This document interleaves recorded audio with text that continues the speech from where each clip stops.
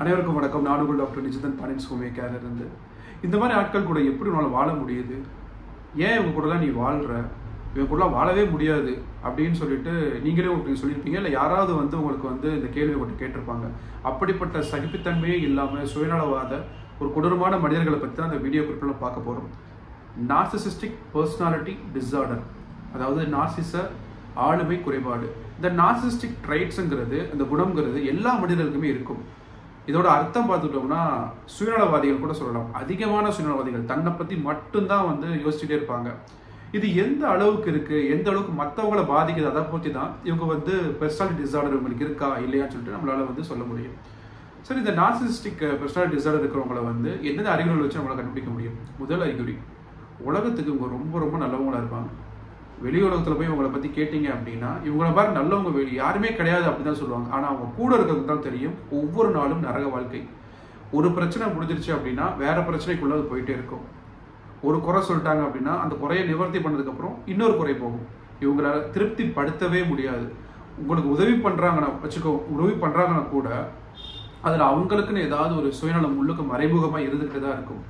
ஒரு தடவை ஒரு தவறு பண்ணிட்டாங்க, ஒரு தடவை வந்து ஏதாவது பொருளை திருடிட்டாங்க அப்படின்னா அது திருட மாட்டேன் அப்படின்னு சொல்லிட்டு உங்கள்கிட்ட கண்ணீர் மல்க கூட வந்து மன்னிப்பு கேட்பாங்க.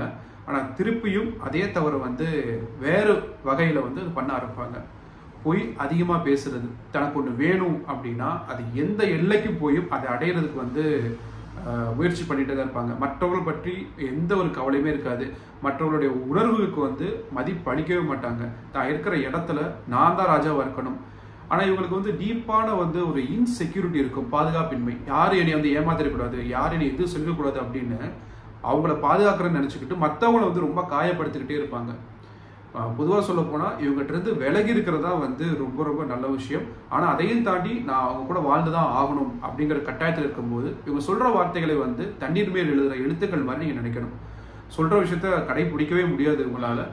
அதுக்கப்புறம் இது எதனால் வருது அப்படின்னு பார்த்துக்கிட்டோம்னா, சிறு வயதில் வந்து மனதளவில் பாதிக்கப்பட்ட குழந்தைகள், தாய் தந்தையர் வந்து மனமுறிவாக இருக்கட்டும், இல்லை தந்தை இல்லாமல் வாழ்கிறவங்க, தாய் இல்லாமல் வாழ்கிறவங்க, அது மூலயமா வந்து அந்த குழந்தைக்கு மனதளவில் பாதிப்பு ஏற்படும். இவங்க வந்து அறிவில் பார்த்துக்கிட்டிங்கன்னா அப்படின்னா ரொம்ப வந்து புத்திசாலியாக இருப்பாங்க. எல்லாத்துலேயும் நான் தான் வந்து நேர்த்தியான ஆள், ரொம்ப பெர்ஃபெக்டாக இருப்பேன் அப்படின்னு சொல்லிட்டு காட்டிப்பாங்க. ஆனால் 5 வயது குழந்தைக்குரிய அந்த அறிவு தான். ஏன்னா 5 வயது குழந்தைக்கு தனக்கு என்ன வேணுமோ அதை பற்றி மட்டும்தான் யோசிக்கும், மற்றவங்களுடைய உணர்வுகளை பற்றி எதுவுமே யோசிக்காது. அதனால இவங்களுக்கு வந்து காரணம்னு பார்த்துட்டோம்னா பரம்பரையில் யாராவது முதல்ல இந்த பிரச்சனையால் பாதிக்கப்பட்டிருக்கணும். அதுக்கப்புறம் வந்து அது கடத்தப்பட்டு அவங்களுடைய பரம்பரையிலே வர ஆரம்பிச்சுக்கணும். முக்கிய காரணம் சிறு வயதில் ஏற்படுற அந்த மனதளவில் ஏற்படுற பாதிப்புகள், தாய் தந்தையர் மூலயமா எதுக்கத்தாலும் வீட்டில் பிரச்சனை நடந்துகிட்டே இருக்கு, தனக்கு தேவையான அன்பு கிடைக்கல அப்படின்னு ஏக்கத்தினாலேயே இந்த பர்சனாலிட்டி டிஸார்டருக்குள்ள அவங்க போக ஆரம்பிச்சிருவாங்க. சரி, இது எப்படி தவிர்க்கிறது அப்படின்னு பார்த்துட்டோம்னா, இதை வந்து அவங்களும் வந்து சுயமாக வந்து எனக்கு இந்த பிரச்சனை இருக்குன்னு சொல்லிட்டு உணரணும். அப்படி உணராத வர இந்த பிரச்சனையை வந்து சரி பண்ணவே முடியாது. எனக்கு என்ன குறை இருக்குது, இது வந்து ரொம்ப நார்மல் சாதாரணமான விஷயம் தான் அப்படின்னு சொல்லிட்டு எல்லாமே நினச்சிட்டு வாழ்ந்துகிட்டு இருக்கோம். ஆனால் நம்மளுக்கு குறைபாடு இருக்குது அப்படின்னா ப்ராப்பரான சைக்காலஜிஸ்டோ, ப்ராப்பரான கவுன்சிலர்கிட்டையோ, ப்ராப்பரான மருத்துவர்கிட்டையோ, முறையான மருத்துவர்கிட்ட போயிட்டு எனக்கு இந்த மாதிரி பிரச்சனைலாம் இருக்குன்னு சொல்லிட்டு அதை கூறி உங்களுக்கு அந்த பர்சனாலிட்டி டிஸார்டர் இருக்கான்னு சொல்லிட்டு அதை உறுதிப்படுத்தினதுக்கப்புறம் ட்ரீட்மெண்ட்குள்ளே போகணும். பொதுவாக வந்து தனக்கு இந்த பிரச்சனை இருக்குன்னு சொல்லிட்டு அக்செப்ட் பண்ணதுக்கப்புறம் ட்ரீட்மெண்ட்குள்ளே போகிறது ரொம்ப ரொம்ப சிறந்தது. ஹோமியோபதி மருத்துவ முறையில் மனதளவில் ஏற்படுற பிரச்சனைகளை ஈஸியாக எளிமையாக வந்து சரி பண்ண முடியும்.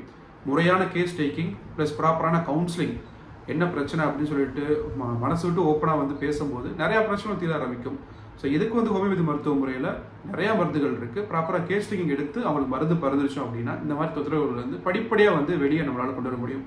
தேவைப்படுறவங்களுக்கு இந்த குறிப்பை நீங்கள் பகிருங்க. நெக்ஸ்ட் ஒரு குறிப்பில் வேறு ஏதாவது விஷயங்களை பற்றி நம்ம தொடர்ந்து பார்க்கலாம். நன்றி.